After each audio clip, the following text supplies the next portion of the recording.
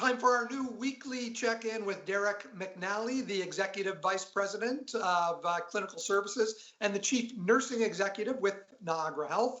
Derek, welcome once again to The Source. Good morning. It's nice to be back with you. How is the COVID-19 situation in the hospitals? We continue to treat patients through our assessment centre. We continue to manage patients with COVID-19 internally in our COVID unit. What is your role with Niagara Health in dealing with the long-term care homes? So in Niagara Health, we haven't been involved in the testing side of things. Really what our role is we've seen the devastating impact throughout the province of what's happened in these long-term care facilities. And of course, the individuals, the elderly folks in these facilities, tend to have worse outcomes because of this infection. The role that we are taking with the long-term care facilities in the retirement homes, or if we can say any congregate setting in the region, is we're working very, very closely with our partners at Public Health, and we're able to assist any way we can. So, for example, there's a couple of facilities in the region that we've gone in and we've been able to provide staffing because we're in a staffing crisis because staff were out with COVID positive results. So we've sent staff in.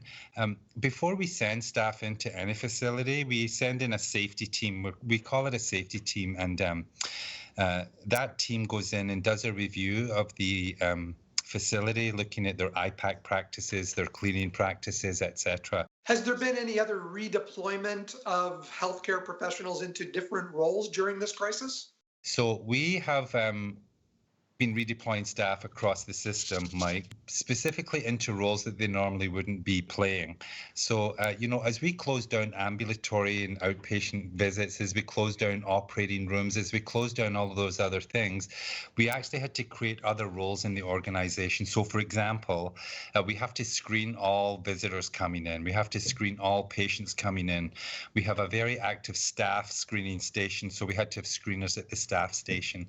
So we have been redeploying staff to those specific roles. And then, of course, there's other roles in the organization. So we have a whole redeployment team of leaders in the organization who are only looking at what staff are required to go where to do what. Derek, looking at the Niagara Health website earlier today, I noticed you have a couple of great stories on there, a focus on someone named Leslie Collins. She's noted there as a calming presence. You also have someone named Mary Anita Lampetok and a story about her. What can you say about people like these two healthcare professionals?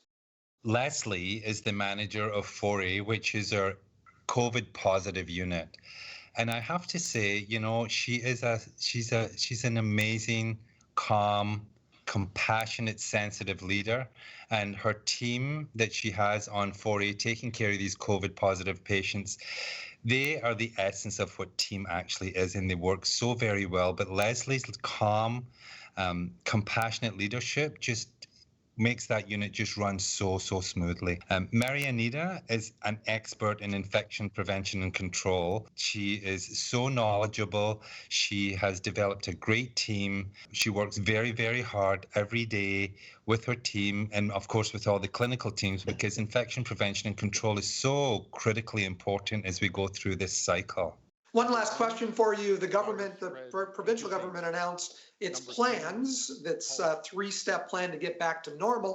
Mm-hmm. One of the steps, or I should say part of the first step, is to get back to some non-urgent surgeries. We've seen the plan that the Premier put out yesterday, and so we're waiting for more details around that. And of course, surgery will be one of the areas, as well as our ambulatory clinics and other things. We actually have an executive committee of our surgical program that meets on a weekly basis to look at all the urgent and emergent surgeries that either are on the list or have come on the list that we need to do. So although we say we closed down to surgery, we haven't completely closed our operating rooms. We still do emergent and urgent surgeries. And so I think when we come out of the other end of this, Mike, the surgical program and the way that we do surgery in our operating rooms will probably look a bit different, because we'll have to, if I can say, catch up with all those urgent cases that are on the list that need to come in. So we're still doing urgent and emergent surgeries. That executive group from the surgical program meets every single week. They look at the list, they look at what's on the list, they look at what's added to the list, and we will continue to do surgeries for patients who really require them. Thank you once again for your time today, Derek. It's always a pleasure to check in with you. That's Derek McNally from Niagara Health, a wealth of information on the source today. And I do urge you to visit niagarahealth.on.ca to read those stories about Leslie and Mary Anita.